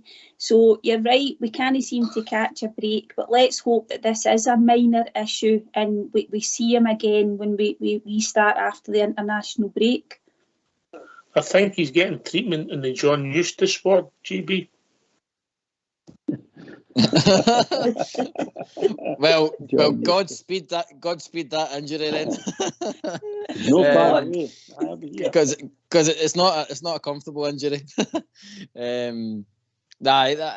Raskin, he's got that kind of bromance going on with Cantwell now, and as Linda says, we need to make sure the boy gets back fit. But again, Beals took it kind of probably at the boy's horns. The boy probably could have said to him, "I'm all right. I'll play through the pain barrier," kind of thing. But Beals knowing it's a game we can probably rest him on. We're going into an international break, so he probably knows that early next couple of weeks that Raskin will have that time to heal and come back. Ox, and like I say, it's very important that we build that partnership back up, and we keep that kind of fast pace in the midfield, because no harm to John and Jack yesterday, but it did look a bit slower. John Lundstrom, I'm glad you mentioned him. I said it on Saturday, and I'll take it to you first, and then Linda and Davey can chop in along the bridge. He didn't have a bad game. You know, you don't think he played well, but he didn't have a bad game. He didn't have a stinker. But when he's in possession, he does slow over moves doing that. GB, then Linda. Ox, I was watching him yesterday, right, just because everybody had been saying about, like, he's no pulling his way, he's no moving as fast and stuff like that. I don't know what it is. See, when he gets the ball, and he always comes for it deep, right, and then he grabs the ball, and then he kind of stops and looks. Whereas, see with Raskin gets the ball and keeps moving up the park with it. And I don't know why Lundstrom's got into this kind of scenario where he's doing that all the time, because I don't know if it's because we've done this to him, because we've made him a defender sometimes, and we've made him a jack kind of sitting player. But Lundstrom, I can remember when the first time he came in, he was more a kind of attacking midfielder, and he seems to have lost that kind of way that he can grab the ball and drive forward and pass. I mean, I've seen it in glimpses with all Firm games, but Oxford, the game in Motherwell there was just dead slow. He's very, very cautious with the ball, whereas Raskin, he just seems to grab the ball and goes for it. I mean, and it's not so much a hit and hope, but the boy's got a wee bit of vision about him. Is that a fair criticism, Linda? Yeah, and I think there was about maybe 4 or 5 times where he passed the ball back to Davies or Golson when there was a pass across to Tav or up the park, maybe inside to Cantwell, and he chose to sort of nonchalantly sort of pass the ball back. And I'm saying to myself, John going to just run forward with the ball? You know, it's very frustrating. He does slow the game down. I mean, Glenn Kamara's another one that does that. But see that shot that he had, Ox, where he took it on the kind of half volley and it came off the goalie, and actually Sakala should maybe have done better with the rebound. That's the sort of thing we want John Lundstrom to do more of, because he actually is one of the players in the team that's got a good shot on him. I just think sometimes it's as if he's kind of just on first gear in the games, Ox, and he doesn't seem to have this sort of a drive about him, and I don't know what's happened to him, to be honest with you. Aye, confidence, maybe confidence, Davy. I think you just hit it right. I think you just hit it right on the noddle there when you said confidence, because I don't see a confident player out there. And if you look at the second goal we lost, that came to one of his errors when he gave the corner away. And I think you're dead right about his confidence. And I think the system that we're trying to play, I don't think it suits his type. But what would you do? Would you have, somebody else in his place, obviously? I'll cut across you, David. We're going to be Big Jam for Fife. How are you doing, Jam? Hello. Hello, how are you doing, mate? I'm not too bad, Ox. How are you? I'm good, mate. Good to hear from you, mate. Good to hear from you. It's good. I'm a first-time caller. Oh, I know about your family, mate. I know. I know more about you than you do. I know. I'll have to tell you something about the big fella there, eh? Carry on, mate. The floor's yours. What I was just giving you a wee call about is it's about Alfredo Morelos. Mm-hmm. See when they come on Saturday and he was known for long, but when he plays like that and he's in that mindset, Rangers have to get him signed on a new contract, eh? If you base it on that 20 minutes, aye. Base it on that 20 minutes, half an hour, whatever was on the park at the weekend, yes. I know. If you base it on his performance at Love Street prior to Christmas, no. I know. See, we have to get this guy back. He's a different fella when he's feeling wanted, eh? I think this is a big part of his problem. He's a bit of a moody player, and he sometimes I didn't feel like I want it here, but I think he could lead the line a lot better than what Čolak can. Because I'm not really a great big fan of Čolak. The boy scored a few goals this season, but when we get Morelos playing how he could, it's a no-brainer for me, like Ox. Aye, well, I think one's more a natural goal scorer and one's better at leading the line. Yeah. Linda. Yeah, definitely. Hi, Jam. Hi, Linda. How are you? Aye, fine, thanks. I think you're right, Jam. The Alfie that we saw in the last 20 minutes is the Alfie we would like to see on a more consistent basis, isn't it? Because definitely. I mean, Čolak's got he's got attributes as well. As Ox said, he's a goal scorer, but when you see Čolak putting that sort of performance in, he wasn't very good at all, and he's had a few games like that. Then you see Alfie, and you just think Alfie he's a much better player. Nobody's, I don't think anybody's disagreeing with that. But Alfie has become a bit unreliable as well, Jam. And, I know. I'm just not sure that we can put up with the inconsistency and then all the sort of drama that comes with Morelos as well. I think we could do without that going forward. Okay, well, we're needing a wee bit of a mixture between the two of them, eh? Ken, that's what we're needing. We're needing Alfie on his game, and when Čolak's on his game, he's a great asset to the Gers. But I just think between the two of them, they're just not consistent enough. I think I read somewhere we need a 25 goal striker, and I think Čolak might have done that for us if he just like that. But obviously his season's been blighted with injury as well. He's a more natural finisher than Alfie. There's no doubt in that. And he works hard, even though I didn't think he did a good game in Saturday, I'll be honest with you. He still worked hard, but, That's right, aye. See, the thing about Alfie is, if he's got time to think, he'll put it a wall wide, but didn't give him time to think, and it's in the back of the net, too, yeah? when he was playing in the last couple of seasons in the UEFA League there. I mean, the man was playing great. Again, but it's trying to get him to play like that in the league games for us, eh? We need a level of consistency if Alfredo Morelos is going to stay. And some people would say, definitely. GB, it's attitude as well. Uh-huh. It's attitude and value for money, Ox, isn't it? We're at a stage where if we're seriously going to give Alfie a new contract, then it's going to be, for what we know, it's got to be a big chunk of the budget in a sense.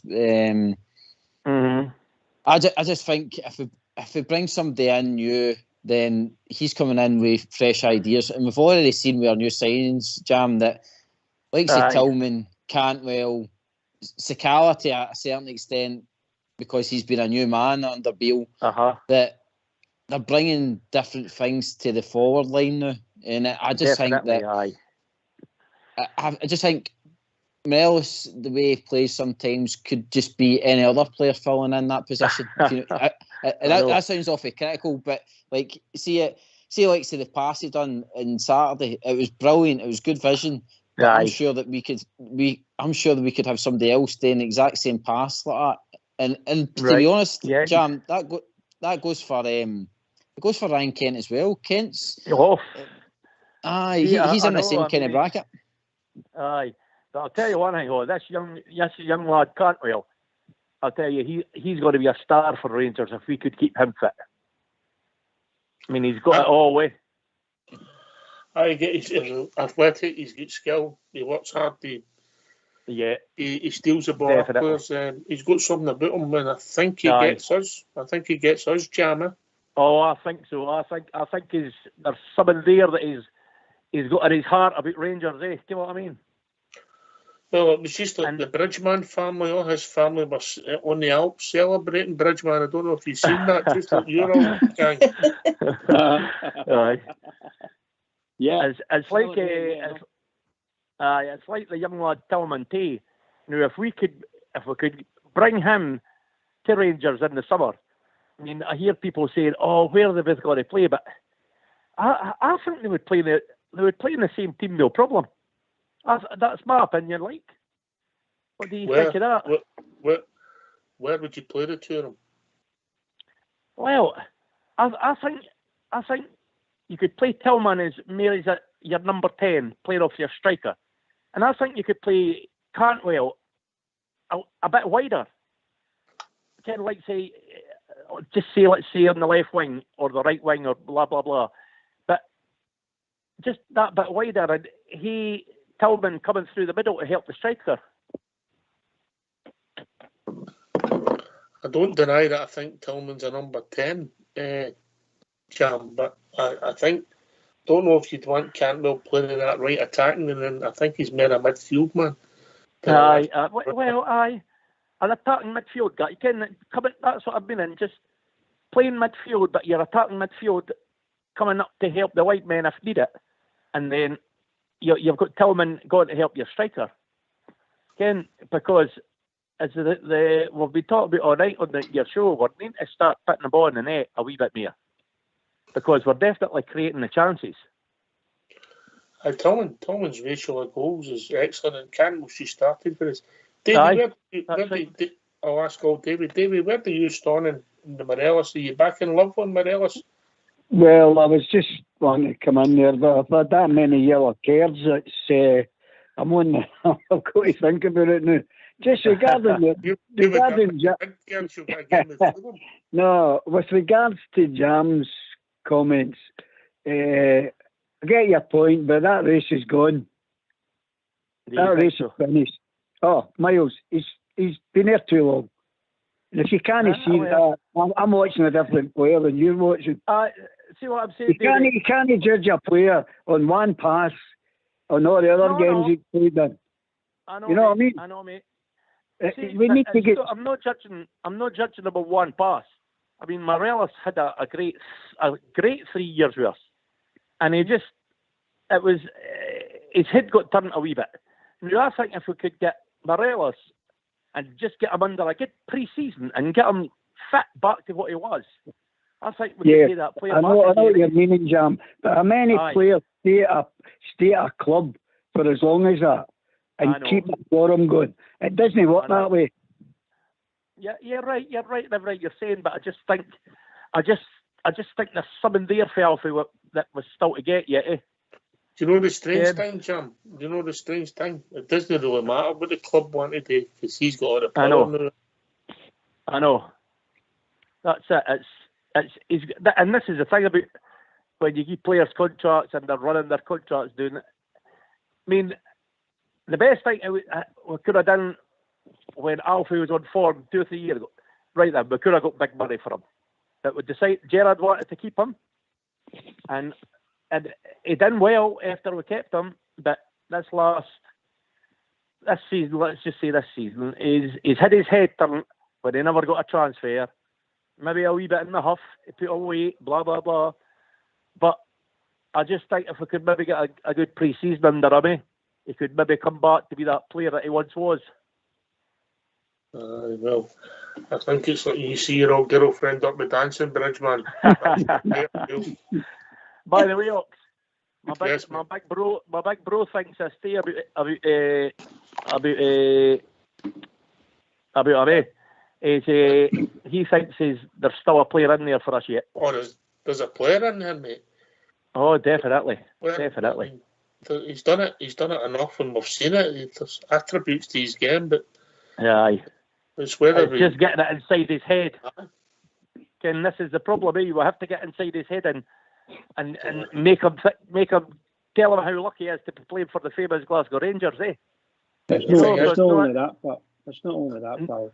His fitness levels are appalling. I know. That's what I'm saying. Yeah, could get a pre-season. He must realise. He must be he's got to stand up and say, "I'm very unfit." He doesn't need anyone. He shouldn't need anybody else to tell him, "I'm very unfit and I need help." So I can take it from there. Once he does that, and by the way, I'm a biggest fan of Alfredo Morelos. I think he's been a great player for us. One of the best players I've ever seen in the Rangers. All-round play, marvellous. Scores great goals. Carried us for season and a half in Europe. Brilliant stuff. But goodness sake, I thought that was the best I've seen him move with the ball and get himself into a position. And he created all that. And that's the type of play that Morelos should be giving us every week. Or every other week. But that's what we're definitely. I agree with everything you're saying, but I've just got this wee niggling feeling myself that there's something there yet for Alfie. Again, I do kind of got a wee soft spot for him. I get that, but there's a lot of football to play. I know that still this season, Linda, and he could still have a big say, yeah. Yeah, and I think Michael Beale came out and had a wee bit of he didn't have a pop at him as such, but he kind of called him out to to sort of improve how the effort he was given, and I think just he wanted to see an Alfie that was putting 100% on the park, and I think he was trying to get a bit of a reaction from him. And as you say, Ox, there's still, there's 10, 11 games to go, so you never know. But I just think that, and I hate to say this, Jam, but I think it's maybe just time to shake hands with Alfie and say, thanks. He's done a lot for us. He only cost, £1 million. I think we've had our value from him. I know, what a bargain, eh? And the thing about it is that I think Michael Beale did say that he's got a new number 9 in mind, right? And as long as we replace Alfie with somebody fairly decent, it's going to have to be. But the thing about that is I don't know if the trust is there anymore with Morelos for Michael Beale, Jam. And I think I think it's maybe time to move on. But Alfie's been a great signing for us. Oh, he definitely. Really has. Do us a favour, Jam, just wait till you hear your name before you talk. What I was going to say to you, Ox, I'll have to get going just very shortly, mate. But it's been great having me on your show, and thanks to all the panellists today. But I'll maybe have to just get going very shortly, No bother. It was great to hear But from you. I'll give you a call back. I'll give you a call Give me back. regards to your big brother, yeah? And I'll tell Big Duke you're asking for him. He's listening now anyway, so. Right up. Cheers, pal. Mate. Thanks very much. Cheers, mate. Comes with good stock. See you. Comes with good stock, your jam. You're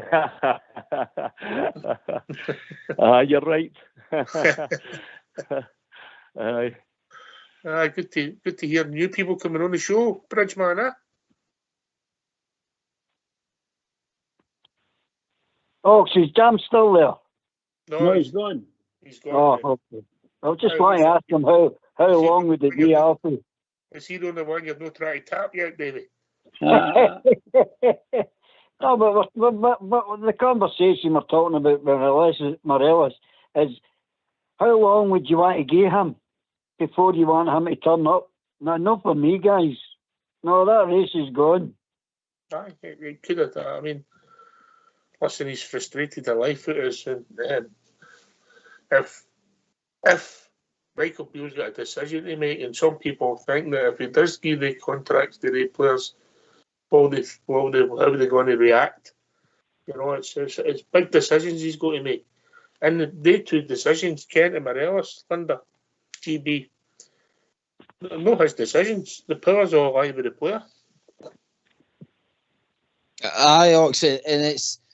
Do you know the thing is, see if it whatever ones he picks, he's got to take away from how he strengthens the squad in the summer. For me, like if he, for talk's sake, say he signs up the Jack, Kent, and Morelos. I mean, that's three players there that he's technically signed in the summer, and it's it doesn't leave a lot of room for manoeuvre. You mean for other new guys to come in? So I think he's got to be ruthless with it. He's got to be level-headed in the sense saying it might just be time up.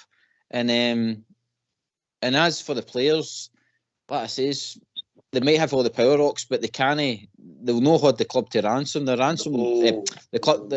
club will have their limit, and they'll turn around and say to them, well, as much as you want to stay here, we can't match what your expectation.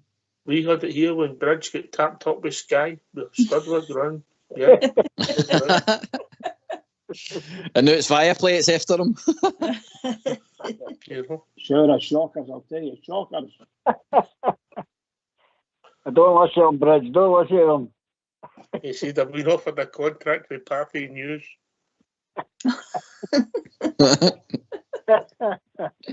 Right, what's your thoughts, Linda? Ryan Kent, I keep changing my mind about Ryan Kent. There's part of me that thinks it's also time to move on from Ryan Kent as well. I think if we're looking for somebody that we want more goals, possibly more assists as well, because I think we would want that from Ryan too, then I think we do need to move on from Ryan Kent. But I suppose he brings more than that, doesn't he? It's his work rate, it's his involvement in the play, in the build-up, etc. But I do think Michael Beale, if he had the choice between Kent and Morelos, he would definitely want to keep Kent. I don't think he's hidden that, Ox. But I don't think that Michael Beale wants to keep Morelos. I think Morelos will go. Mm-hmm. Well, we'll see. I mean, Davey, players come and go all the time. You know, obviously, apart from the financial, the transfer that you maybe think, I wish I sold him a year ago. Well, they didn't want to go, so you carry sell them. Or you should have sold them 2 years ago. Well, we are happy to keep them. You make decisions at the time, they're right or wrong in hindsight. But players come and go all the time. It's not a new thing, is it? So, there's no player bigger than the Glasgow Rangers. No player. Not even your heroes and all your greats. But regarding the contracts, I would keep Kent, but I wouldn't offer him more money. I'd offer him a contract. I wouldn't up his wages. Morelos, what he's looking for, if that's genuine, definitely no. So, as Linda says, if you've got a choice, I would keep Kent. But I know everybody that's listening here, Don't think I'm having a knock at Morelos. I'm just calling it as I see it. And I've loved Morelos, and he scored fabulous goals. I would have text about you. I would have text about you, and the guy said that he agrees with you so much he's going to deliver some chocolate to your house tomorrow. Oh, well, I'll be waiting up for that. I'll tell you. Don't you encourage him, Linda? Sorry, Davey. Anyway, I'm in to say hello, Linda. I still love you, sweetheart. Right, carry on. Davey. Right, hold on. There's the door. There the chocolate's coming. No, Morelos can go with my gratitude, thanks, great nights, great European nights, everything. But no, if we want to go forward, guys, we missed the boat when we won 55. And if we go down that road again and do the same thing, we're going nowhere. We're going nowhere. And I don't think Bill will let that happen. I don't think he will. I am more than confident. I'm very optimistic, in fact, that we are heading going in the right direction. But as I said, there are a few points there at the back that has got to be rectified. It's not just about the people leaving. Obviously, the negatives, if you want to keep them when they go, there's a negative there. But the positive, GB, it frees up a lot of wages to help you with your recruitment, doesn't it? Well, that's what I was saying, Ox, when David was making that point about saying thanks to Morelos and that. I mean, that so-called, was it 30 grand a week he's on? If Beale's want a new striker in, I mean, he's going to need, if it's going to be a tap striker or somebody with good quality, Ox, he's going to have to give him good money. I mean, because the money is flying about doing that Championship and Premier League and even the kind of foreign countries in there. You're not going to get one of them for 30 grand a week, mate. No, that's what I'm saying. I'm just meaning that's the kind of money, and if we're trying to get quality in, then we're going to have to pay money, and we need money from somewhere, and the money's going to come from, like you say, freeing up players. The guys that, like say, Alan, if he's finishing up, then we're going to have his money coming in. Alfredo, you mean, and so on and so on. The money's got to go back, and I think that Bill knows this. I think Bill knows that they need to let players go. And I think he's made it clear, like Linda says. I think, see now that he announced that he's got a striker in mind, you think about it. If he brings in a striker, he's got Cholak still at the club on a lengthy contract, and he's got Roof sitting there with another year's contract under his belt. That's 3 strikers.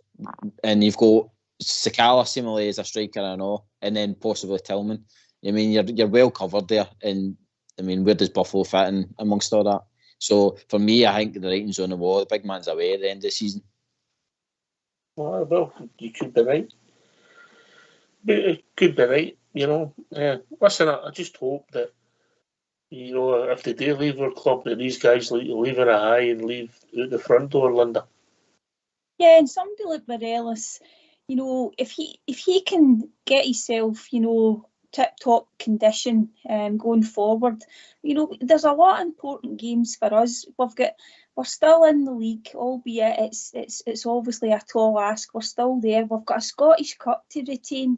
And if Alfie plays well in these games going forward for us, then obviously, you know, the teams that are going to come in and be interested in him, you know, that'll increase as well. So it's a win-win situation.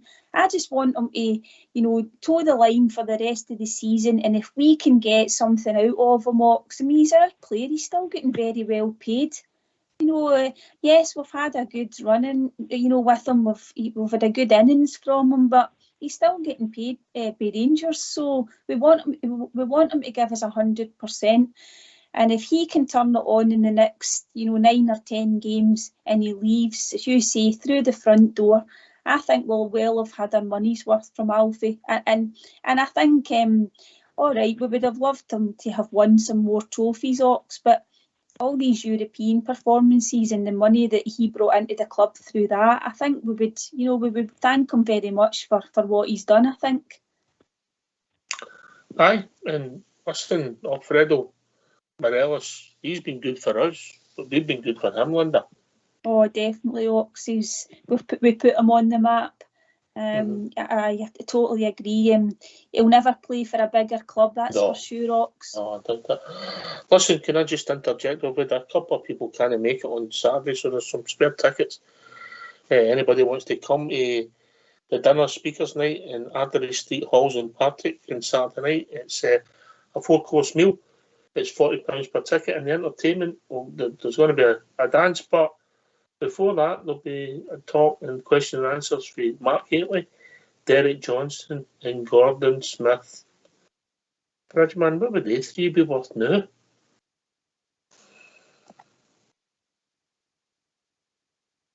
Mega millions. They were great players for us.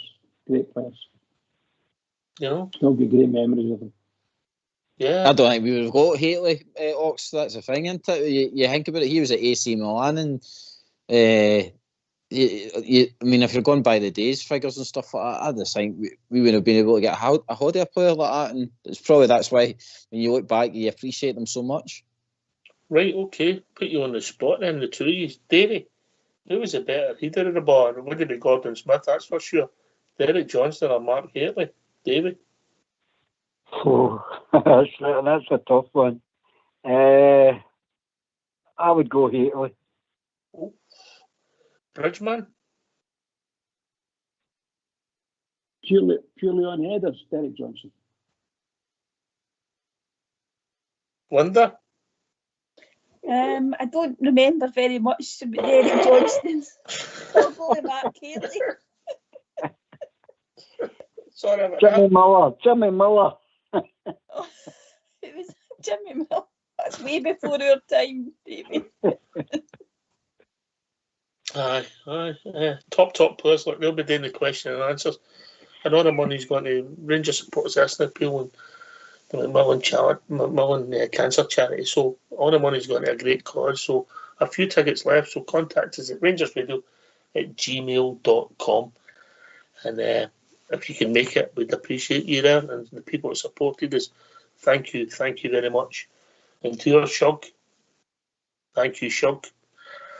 Listen, aye. I'd plump for Derek Johnson. I'm with you, mate. Derek Johnson, yeah. Agree, 100%. But no much in it.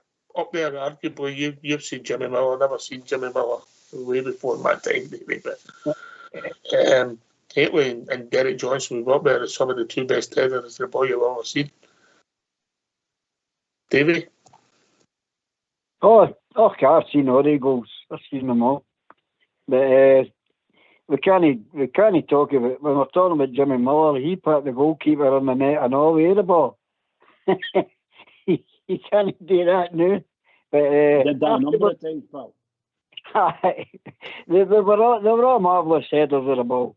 The thing I would say about Derek Johnston rather than Haley is that Haley couldn't have played centre half. You did, mate.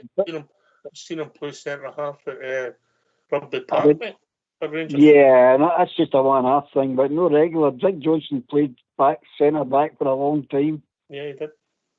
So that takes a lot to play centre forward and then go back that deep.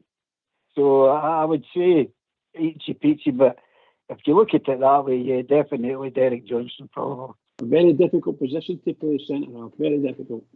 But obviously, there's nobody else he could put there, and they said, look, Derek, do you fancy filling in? Because we usually put all the stookies there, no?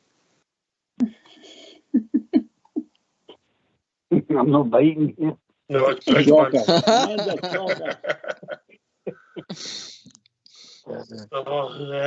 Gordon Smith was a different type of player for the two of them, you know, but they've all scored in cup finals, yeah. You know, they've all scored against them. Yeah. They've all won the league. They've won trebles. Obviously, Derek's won a European medal. Gordon Smith's played an FA Cup final, which he's famous for. You know, so they've got stories to tell, Linda. Yeah, absolutely. And Mark Haley, his partnership with Alan McCoy was just something else, wasn't it? And the header that always stands out for me with Mark Haley was the one against Aberdeen Ox, and I think that really sort of set his Rangers career alight, didn't it, in the last game of the season. The cross from Mark Walters and that header, it was spectacular. But yeah, fantastic players. We've had some characters and some standard of player at the club, haven't we? We've been lucky to see some of these players. That was a great header. I think Mark Hitler will always be remembered for that. And obviously the goal he scored to Ellen Road as well, yeah. Oh yeah, that was fantastic, absolutely. And he was also a very good provider of chances for McCoy's, because in the same game, the cross and the header, Ali's header, that was honestly, take you back to those days, Ox, fantastic. Aye, but I still think DJ, one of our all-time greats, if I'm being honest. Yeah, if I'm being honest. But it's up for debate. It's all about opinions, David. Aye, of course it is. But regarding our team now, I just think we need a wee bit more dig. I know you can't get away with a lot, but a lot of our teams are getting away. And that's a thing I'd like to mention. I thought that referee on Saturday was atrocious. But how many times have we said that? It's the same old, isn't it? Every game. I think there was the guy who gets sent off ultimately. There was a few meaty challenges, and the VAR decisions when you seen them again. Well, I'm with Bridge. When I initially seen the Murrable player running through, I thought, well, that's going to get chapped off. He's offside, and then you see it back. You go, God, he's level. He's onside. And VAR's changed the game. GB. Aye, Ox, the whole drawing the lines and it's that was the first time I knew on Saturday that they give if it's a tight call, they always get to the attacker. They give the decision to the attacking forward. So it's kind of like one-sided, that decision. I don't get that. So I mean, like, the defender could be doing a brilliant job, but yet because he's the other guy's an attacker, he gets the decision. I find that unfair. You mean, because say the defender's clocked that and he's made the right decision to put the guy offside, then I don't know. VAR's confused the hell out of me, and some of the decisions have been like, what is the way they drew the lines? Like, they couldn't. I don't know if they don't know how to use the technology right, but it's just sometimes you're comparing it to the EPL, mate. They've got a lot more cameras, so you're getting better at different angles. Can I just say something here, please? See, I seen Heart and Hands one when he done that with the VAR. That boy was offside, because see, if you look at it to the angle. When the guy played the ball, he was coming from an offside position. When he got the ball, he was onside, he was in line. But he was coming back to an offside position, if you look at it. So he was technically offside. The boy scored the goal? Yeah, no, the boy crossed the ball. Well, he came running through it. He came running. No, but he came back to an offside position to get the ball. I'll watch it again. I don't believe about you told me after you told me McGregor should have called that. No, I specifically watched the boy Heart and Hand, and it showed you he comes. Think you've too much sugar in your diet and you miss things. No, he comes back to an offside position. It doesn't mean you're offside, but in the modern game. Well, there you go. That confuses everything, doesn't it? Oh, it does, mate. It does. I didn't know it was an automatic red card to yesterday if you stepped into the technical area or the film area, Linda, when they're seeing the film. The manager gets sent off. That's a straight red. I didn't realise that either, Ox. And the thing about that is obviously the Fulham manager. I mean, he was getting so irate, but the referee had to go and have a look because that's his job, and he was prompted to go. So, it's just the emotions run high. But see, in terms of the VAR, I think it's all about the quality of the technology as well, Ox. I mean, what you said there, you can't really compare to the English Premier League because they've got all the angles and they've got the best of equipment.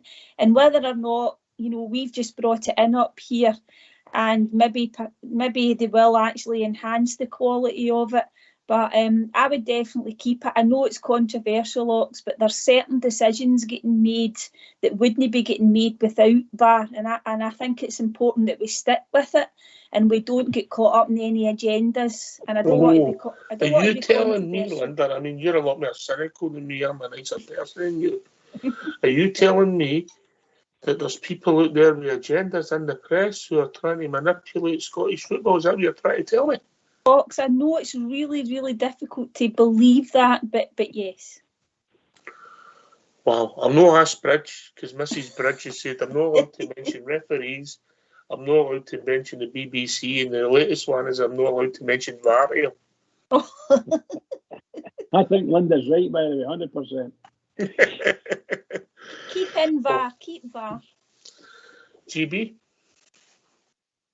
Yeah, Ox, I mean, I would keep it. I think it's highlighted a lot of things that probably wouldn't have been highlighted before. I just think that the referees need to get a better understanding of how to control it. The length of time that's taking sometimes for the decisions to get made, especially our one with Cantwell. First of all, it was an offside, then it went to handball.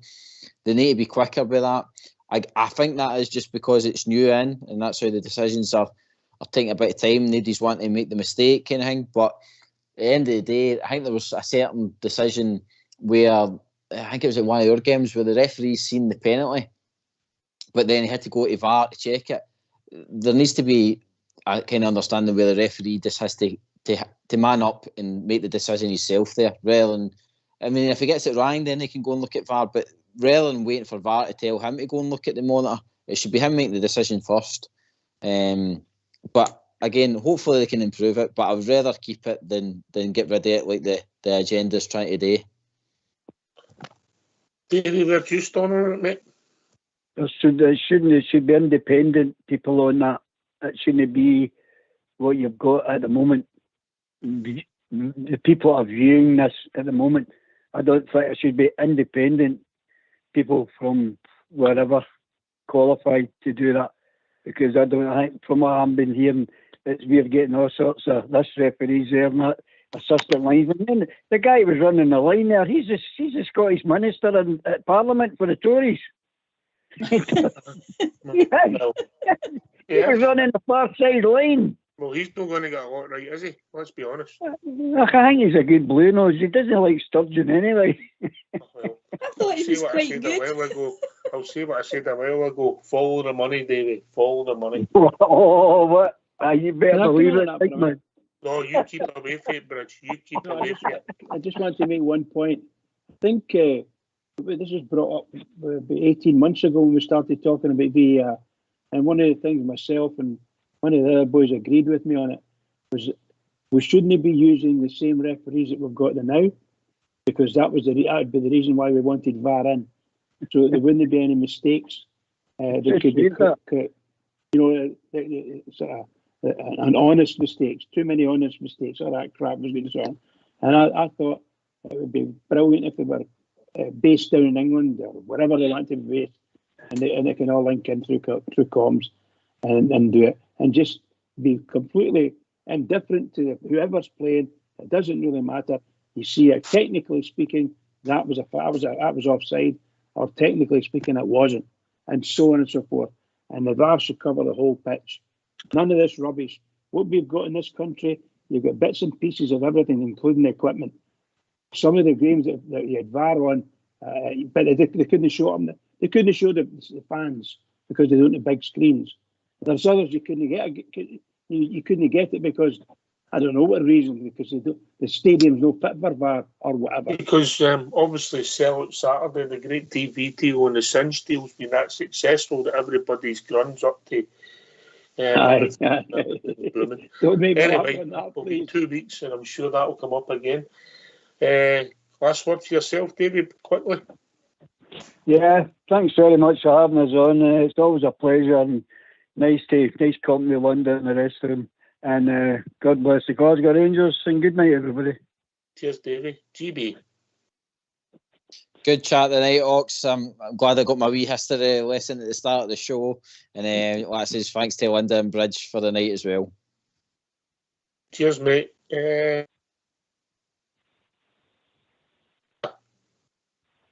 Yeah, great show tonight, Ox. Good being on me, GB, Bridge, and your good self. Lots of great chat and all about the Rangers. I never mentioned Friday night pictures, did I? Not once. Thank you. Bridgeman. You just spoiled her night, huh? Okay, I just like it. Oxy, it's a fantastic night. I really enjoyed it. Brilliant chat. And obviously, Linda and GB have looked after me tonight, and I was needing it. Can I just see your technical boys in the background? Thank you very much to everybody. But for me, to all the Rangers fans all over the world, and particularly Rangers fans on here on Rangers Radio, a fortnight of torture, because we can't see what people fit my team. They're just about a fortnight of torture. It's going to be crazy. It's going to be crazy. That'll drag in. But no, we've still got Rangers Radio. So everybody keep it going for Rangers Radio, because Rangers Radio need us all. Keep it going. Yeah. Remember, if you're interested in coming with social, we'll get, as I say, we'll get some tickets left. Just a couple tickets left to fill up the night. You can buy them in 1s, 2s, or 4s, and that's there's 6 left in total. RangersRadio@gmail.com. If you're interested, contact us. Thanks to Big Jam for contacting us. Big Jam comes with good stock, and of course the one and only the Wacko Kid Davey. Thanks to GB, London and Bridge for doing the show. My mate Fox, I say that, my mate Fox, and the old school boy in the technicals. This has been Rangers Radio. We'll be back tomorrow night between 8 and 10, talking about all things Rangers. Take it away, old school boy.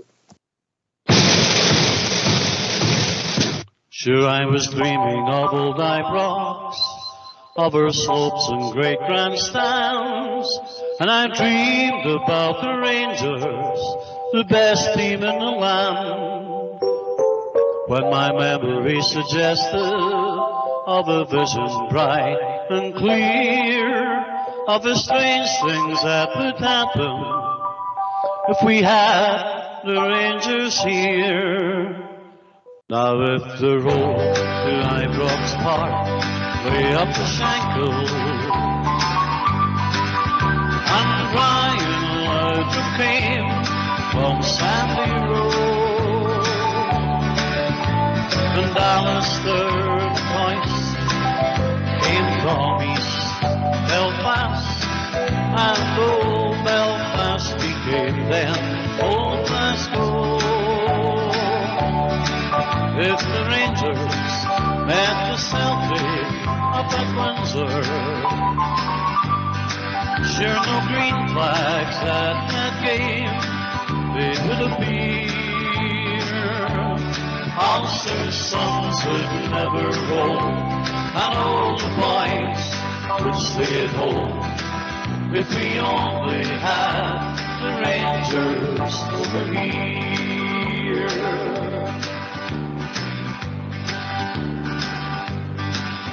I dreamed about her Ulster men who wore the shirt of blue, Bertie Manderton, Sam English, Laurie Hamilton, McCandless too. I have dreamed of Whitey McDonald, who came from Lisburn town, and the greatest, Billy Simpson, who never let them down. Now if the road to Ibrox Park way up the Shankill, and Brian Laudrup came from Sandy Road, and Ali McCoyce came from East Belfast, and then old Belfast became old Glasgow. If the Rangers met the Celtic up at Windsor, there's no green flags at that game they would appear. Ulster's sons would never roam, all the boys would stay at home if we only had the Rangers over here. If we only had Glasgow Rangers over here.